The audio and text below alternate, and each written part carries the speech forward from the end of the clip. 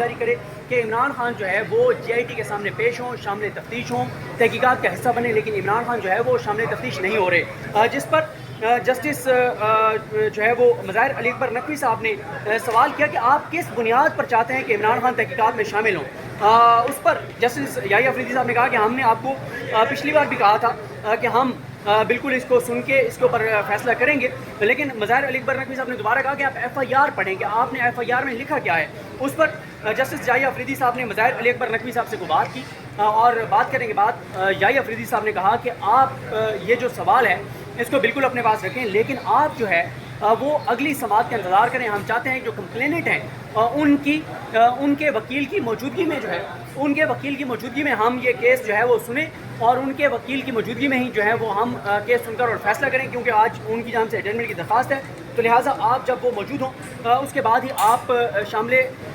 اس کے اوپر دلائل دیجیے گا ان کے شامل تفتیش ہونے پر. اس پر لطیف کھوسہ نے کہا کہ ہم تو اس GIT کو نہیں مانتے، اس GIT میں انٹیلیجنس اداروں کے نمائندے ہیں، عجیب قسم کے لوگ ہیں، پتہ نہیں کون کون اس GIT میں شامل ہے، ہم اس GIT کو نہیں مانتے، ہم اس GIT میں بھی پیش نہیں ہوں گے. اس کے بعد جو یحییٰ افریدی صاحب ہیں انہوں نے کہا دیکھیں کیونکہ آج عمران خان جو ہیں وہ پہلے جب انہوں نے آرڈر بھی لکھوایا اس میں لکھا کہ عمران خان سرنڈر کر چکے ہیں، تو جسٹس مسرت ہلالی صاحبہ جو ہیں انہوں نے یحییٰ افریدی صاحب سے کو بات کی، انہوں نے پھر اس کو چینج کروا دیا، سرنڈر کو چینج کر دیا پیش ہونے سے. تو اس پر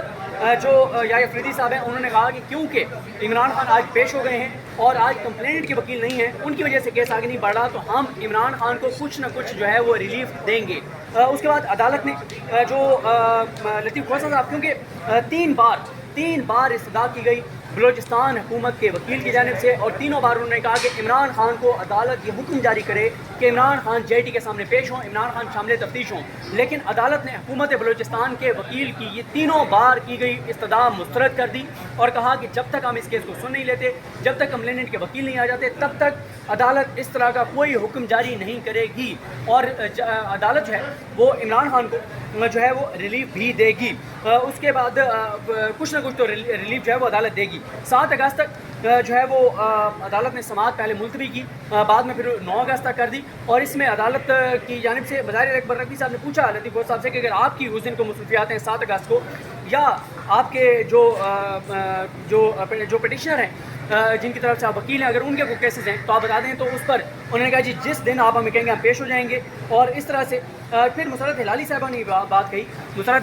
یہ بات کہی جب بار بار جو بلوچستان حکومت کے وکیل ہیں وہ یہ استدعا کر رہے تھے کہ عمران خان کو کہا جائے کہ عمران خان شامل تفتیش ہوں جو GIT ہے اس کے سامنے. تو مسرت ہلالی صاحبہ نے کہا کہ ابھی تو کنٹروورسی یہ ہے کہ انہوں نے جو کنٹینٹس ہیں FIR کے ان کنٹینٹس کو چیلنج کر رکھا ہے، کیونکہ اس میں جو عمران خان صاحب کے وکیل ہیں لطیف کھوسہ صاحب وہ آج بھی دلائل کے لیے تیار تھے، لیکن آج کمپلیننٹ کے وکیل نے آئے. شاید یہ حکمت عملی جو ہے وہ میرا یہ خیال ہے کہ حکمت عملی ناکام ہو گئی ہے. شاید حکمت عملی یہ تھی کہ آج کمپلیننٹ کے وکیل آئیں گے نہیں، ان کی جانب سے ایڈجمنٹ ہوگی اور عدالت اسی طرح سے کیس کو ملتوی کر دے گی عمران خان کو ریلیف دیے بغیر، اور پھر اگر بلوچستان حکومت عمران خان کو گرفتار کرنا چاہتی ہے تو اس دوران گرفتار کر لے گی. لیکن آج عدالت نے بہت بڑا ریلیف دیا. اور دیکھیں مسئلہ یہ ہے کہ آج ریلیف دینے والا جو بینچ ہے، کیونکہ بدقسمتی سے یہاں پر ایک ججز میں تقسیم کر دی گئی ہے کہ یہ جسٹس قاضی فائزہ گروپ ہے، یہ جسٹس بندیال گروپ ہے، اور جو بندیال صاحب کے ساتھ جنہوں نے الیکشن کا فیصلہ دیا، یا وہ ججز جن میں مظاہر علی اکبر نقوی صاحب ہیں جنہوں نے ایک سو موٹو لینے کا چیف جسٹس پاکستان کو کہا تھا. جب یہ حکومت آئی تھی تو اس حکومت نے آتے ہی جس طرح سے تبدیلیاں کی تھیں قوانین میں، نیب میں پراسیکیوٹر چینج کیے، FI میں پراسیکیوٹر چینج کیے، قوانین بدلے،